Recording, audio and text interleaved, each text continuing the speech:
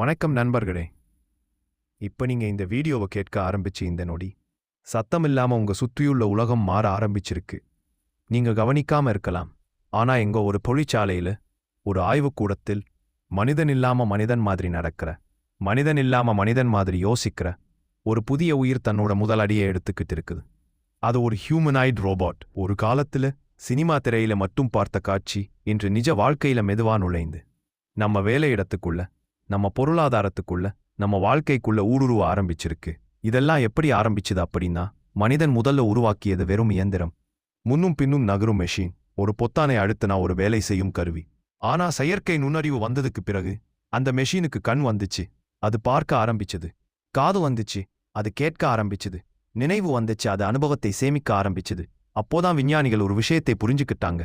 இந்த உலகமே மனிதனுக்காக வடிவமைக்கப்பட்ட உலகம். கதவுகள் மனித உயரத்தில், படிகள் மனித கைக்கு ஏற்ற மாதிரி. அப்படின்னா இந்த உலகத்துல சரியாக வேலை செய்ய வேண்டும்னா ரோபோட்டும் மனிதன் மாதிரியே இருக்கணும்.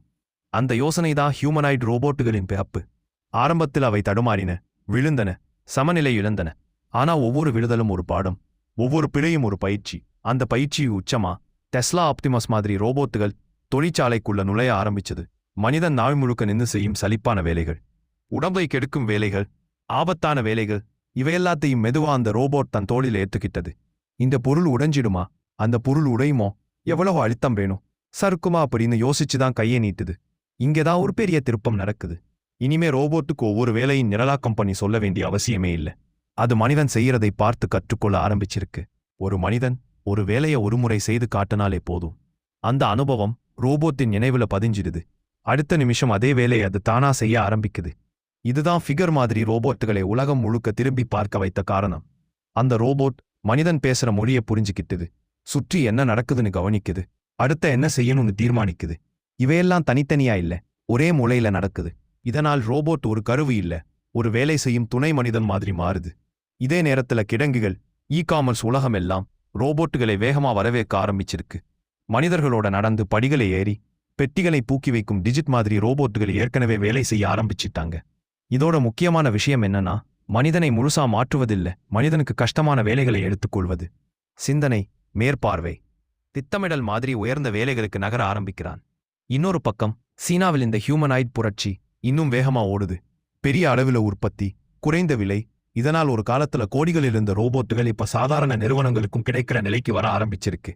இதுக்கிடையில ரோபோட்டுக்கு உடம்பு மட்டும் போதாது, ஒரு யூனிவர்சல் மூளை வேணும். அப்படின்னா கூகுள் டீப் மைண்ட் மாதிரி நிறுவனங்கள் நூற்றுக்கணக்கான ரோபோட்டுகள் இருந்து கற்ற அனுபவத்தை ஒன்றா சேர்த்து எந்த ரோபோட்டில் போட்டாலும் அதே திறமை வெளிப்படும் மாதிரி உருவாக்க ஆரம்பிச்சிருக்காங்க. இதனால் ஒரு ரோபோட் கற்றுக்கிட்ட விஷயம் உலகம் முழுக்க உள்ள மற்ற ரோபோட்டுகளுக்கும் உடனே பரவுற சூழ்நிலை உருவாகுது. இன்னொரு பக்கம் மருத்துவம், மறுவாழ்வு, மாற்றுத்திறனாளிகள் வாழ்க்கையில ரோபோட்டுகள் ஒரு மனிதனின் விதியையே மாற்ற ஆரம்பிச்சிருக்கு. சிந்தனை மூலமே ரோபோட்டை இயக்குற பரிசோதனைகள், செயல்படாத கைக்கு ஒரு புதிய ரோபோட் கை, இதெல்லாம் சேர்த்து பார்க்கும்போது நாம ஒரு தொழில்நுட்ப மாற்றத்தில் இல்ல, ஒரு மனித வரலாற்று திருப்பு முனையில தான் நிற்கிறோம். இன்னும் 5 ஆண்டுகள்ல மனிதனோடு மனிதன் மாதிரி நடக்கும் ரோபோட் வேலை செய்யும் காட்சி சாதாரணமா மாறும்.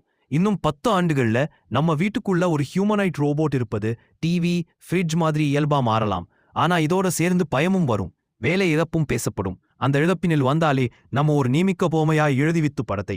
இந்திய நியூ பரிசோதனைகள் ஏற்கன வேண்டி வாஸ்துவு அதைவிட பெரிய கதவுகளை திறக்கும் ரோபோட்டுகளை உருவாக்க, கற்றுக் கொடுக்க, கட்டுப்படுத்த, வழிநடத்த மனிதன் தேவை. அதனால் இது மனிதனுக்கு எதிரான எதிர்காலம் இல்ல, மனிதனோடு சேர்ந்து உருவாகும் ஒரு புதிய யுகம். ஒரு நாள் நீங்க ஒரு தொழிற்சாலையில, ஒரு மருத்துவமனையில அல்லது உங்க வீட்டில் கூட மனிதன் மாதிரி உங்களை பார்த்து பதில் சொல்லும் ஒரு ரோபோட்டை பார்த்து ஆச்சரியப்பட மாட்டீங்க. ஏன்னா அந்த நாள்ல அது புதுமை இல்ல, அது சாதாரணம். அந்த நாளை நோக்கித்தான் இந்த உலகம் இப்போ மெதுவா ஆனா உறுதியா நடந்து கொண்டிருக்குது. எதிர்காலம் வரப்போகுது இல்ல, அது இப்போவே ஆரம்பிச்சுச்சு. இந்த வீடியோ பிடித்திருந்தால் லைக் பண்ணுங்க, சப்ஸ்கிரைப் பண்ணுங்க, ஷேர் பண்ணுங்க. இன்னும் ஒரு நல்ல அப்டேட்டோட உங்களை சந்திக்கிறேன். நன்றி.